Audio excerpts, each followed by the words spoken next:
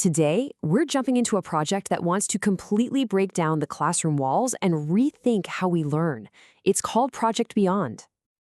And it all starts with a big question, one we should probably all be asking.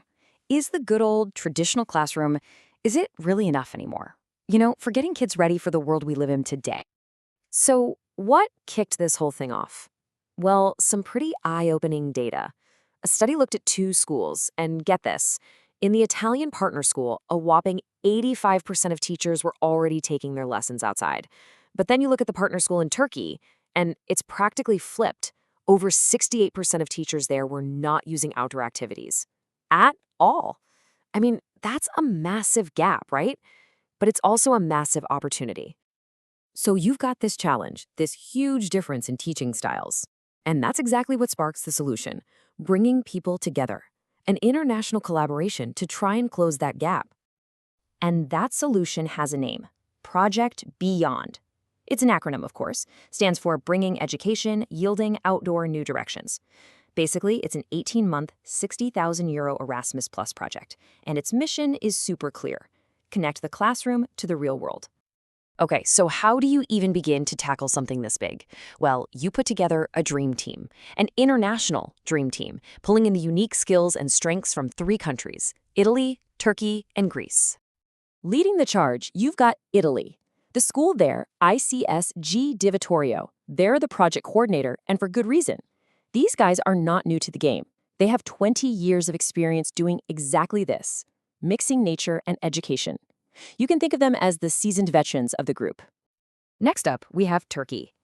The school Dört Eylül Ortaokulu brings a totally different but super important skill to the table. They're the digital storytelling experts. They're really good at using AI to create content, and they have a ton of experience with something called e-twinning projects, which is basically a cool way for schools all over Europe to collaborate online. And finally, completing this trio is an organization from Greece. Now, this isn't a school, it's an NGO, a non-governmental organization with an incredible 44 years under its belt. They're the cultural heritage guides, the experts in what's called non-formal learning. So when you put it all together, what do you have? You've got experience, you've got tech, and you've got culture. It's a real powerhouse. Okay, so that's the team. Now for the fun part. What are they actually doing? Let's get into the action plan, how they're turning these great ideas into something real. The whole project is designed to create 3 main things. First, they're making a digital guidebook for teachers, packed with new creative lesson plans. Second, there's going to be a students' e-magazine, so the students themselves can document their adventures. And third, and this is really cool, they're creating AI-powered digital stories, basically short films that bring all the nature and culture they're exploring to life. And, the whole spirit of this thing is summed up perfectly by a quote from the project itself. They say they're going to bring together diverse experiences, perspectives, and expertise, and that this mix will significantly enhance the quality and creativity of what they produce. It's all about collaboration. So this isn't just a bunch of emails and Zoom calls. The whole 18-month journey is built around 3 major international trips. It all kicks off with teacher training in Greece. Then they head to Italy for a nature and heritage adventure. And they'll wrap things up in Turkey with an eco-digital exploration. Pretty amazing itinerary, right? And yeah, to be clear, these are not your typical stuffy conference or meetings. We are talking about real, hands-on adventures.